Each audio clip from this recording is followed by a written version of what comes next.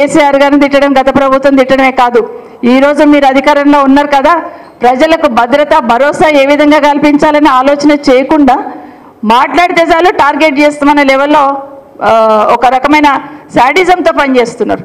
ఇక శాడిస్ట్ అనాల్సి వస్తుంది, అది మర్చిపోండి. ఎందుకంటే మాట్లాడితే చాలు మిమ్మల్ని ఏదో ఒక రకంగా మేము డిమారలైజ్ చేస్తామనే ప్రయత్నం ఈరోజు రాష్ట్రంలో జరుగుతుంది. ప్రజలు చూస్తూ ఉన్నారు.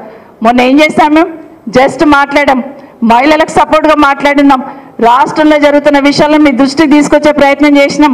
అధికారులు తీసుకురారేమో, కనీసం మేమైనా చెప్పాలి అనే ప్రయత్నం చేస్తున్నాం. హైదరాబాద్లో ఒక్క రేప్ కేసు జరుగుతూనే హంగాం అయిపోయేది గతంలో. కానీ ఇప్పుడు ఏం జరుగుతుంది? ఈ మూలకు ఒకటి అంటారు, ఆ మూలకు ఒకటి అంటారు, సాయంత్రం వచ్చేసరికి లెక్క పెట్టుకోవాల్సి వస్తుంది. 1, 2, 3, 4 అని తలంచుకోవాల్సిన అవసరం లేదా? హైదరాబాద్ సిటీకి ఉన్న గౌరవం ఈరోజు తగ్గట్లేదా? హైదరాబాద్కు ఉన్న ఇమేజ్ ఈరోజు పోవట్లేదా? అది మీకు ఆలోచన లేదా? అది దయచేసి ఇది ఆలోచించండి. మేము మాట్లాడతాం, ఇవ్వండి అని అడుగుతున్నాం. ఒక్కసారి మాకు మాట్లాడే అవకాశం ఇవ్వండి అని ఎంత చేసినా కూడా కనీసం 4 గంటలు నిల్చున్నాం కదా, కనీసం మనసు మారుతుందేమో వీళ్ళకి. అయ్యో అక్కలు ఇంత నిల్చున్నారు, ఆడబిడ్డలు నిల్చున్నారు, మా ఇంట్లో ఆడబిడ్డలైనా గంతే కదా, ఒక్కసారి మాట్లాడతారేమో అని ఆలోచన కూడా నా స్పీకర్ గారు మా సైడ్ చూడరు, నా ముఖ్యమంత్రి గారు అలా చూస్తూ ఉంటారు, ఎంజాయ్ చేసుకుంటూ. మరి ఏంటో మరి అర్థం కాలేదు. అందరు కూడా అక్కడ ఉన్న వాళ్ళందరూ నిజంగానే 119 మందిలో 9 మందిని లేడీస్ కదా, 6 మంది కూర్చున్నారు కదా, 3 నిల్చున్నాం కదా. మీరందరూ కూడా అక్కడున్న గౌరవ శాసనసభ్యులు ఒక్కసారైనా ఆలోచించారా?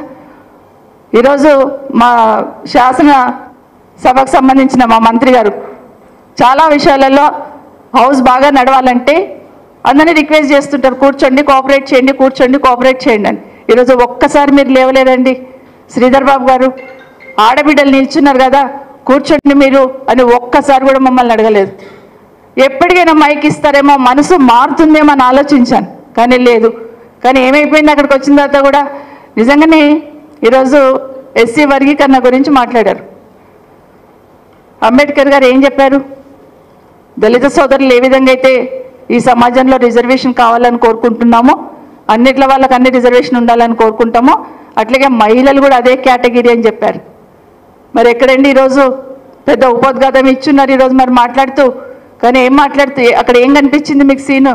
అది మాత్రం ఆలోచించే స్థితిలో లేరు. ఇప్పటికైనా మహిళలందరూ, రాష్ట్రంలో ఉన్న మహిళలందరూ ఇది గమనిస్తూ ఉన్నారు. ఊరికనే 1 కోటి మంది మహిళలను కోటీశ్వరులను చేస్తాం, మాటలు కాదండి, 1 కోటి మంది మహిళలను కోటీశ్వరులు చేస్తామంటే ఆ మాటకే సంతోషపడతారు అనుకుంటున్నట్టున్నారు. కానీ ఈరోజు కింద స్థాయిలో ఈ నెల రోజుల నుండి మన హైదరాబాద్ సిటీలో జరుగుతున్న ఈ సంఘటనలు చూసి చాలామంది చదువుకున్న అమ్మాయిలు ఎవరైతే వాళ్ళ పిల్లల్ని స్కూల్కి పంపిస్తున్నారో భయంతో అయిపోతున్నారు. అమ్మో మా పిల్లల్ని ఏమి చేస్తారో, ఎక్కడైపోతారో, ఇంకెవరైనా వెనుక పోవాలి సెక్యూరిటీ అనే కాడికి వచ్చి ఉన్నారు. అంటే ఒక రకమైన భయం.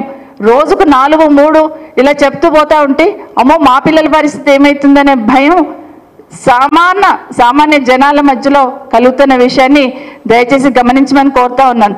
ఈరోజు మేము నిరసన తెలిపే అసెంబ్లీ నడుపుతున్నప్పుడు ప్రజాస్వామ్యంలో అసెంబ్లీలో కానీ పార్లమెంట్లో కానీ ఒక వ్యక్తి పేరు తీసుకొని కామెంట్ చేస్తే వాళ్ళకు వివరణ ఇచ్చే అవకాశం ఉంటుంది. కానీ ఈరోజు ఏం జరిగిందండి? కనీసం ఒకసారైనా మైక్ ఇవ్వండి, కనీసం